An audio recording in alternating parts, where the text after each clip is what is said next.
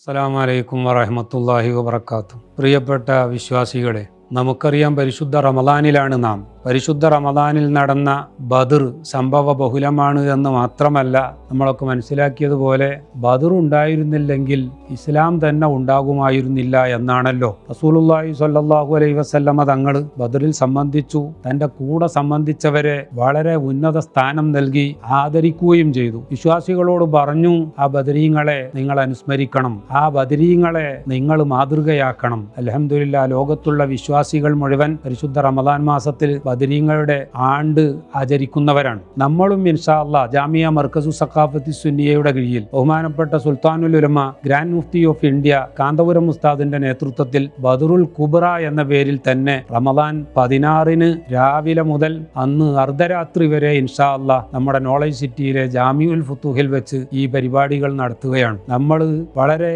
ഗംഭീരമായി തന്നെ നടത്തുന്നതിനാൽ കേരളത്തിന്റെ വിവിധ ഭാഗങ്ങളിൽ നിന്ന് മാത്രമല്ല, കേരളത്തിന്റെ വെളിയിൽ നിന്ന് പോലും ആളുകൾ ഈ മഹനീയ സദസ്സിലേക്ക് വന്ന് അനുഗ്രഹങ്ങളും ആശിസ്സുകളും ഒക്കെ നേടി പോകുന്നവരാണ്. നിങ്ങളെല്ലാവരെയും ബദറുൽ കുബ്ര പരിപാടിയിലേക്ക് റമദാൻ 16 നേരത്തെ തന്നെ എത്താൻ വേണ്ടി ക്ഷണിക്കുകയാണ്. അല്ലാഹു തആല എനിക്കും നിങ്ങൾക്കുമൊക്കെ ആ പരിപാടിയിൽ സംബന്ധിക്കാൻ തൗഫീഖ് നൽകുമാറാവട്ടെ. ബദരീങ്ങളുടെ സഹായം ദുനിയാവിലും ആഖിറത്തിലും ലഭിക്കുന്ന വിശ്വാസികളിൽ നമ്മെയും ബന്ധപ്പെട്ട എല്ലാവരെയും അല്ലാഹു തആല ഉൾപ്പെടുത്തി അനുഗ്രഹിക്കുമാറാവട്ടെ.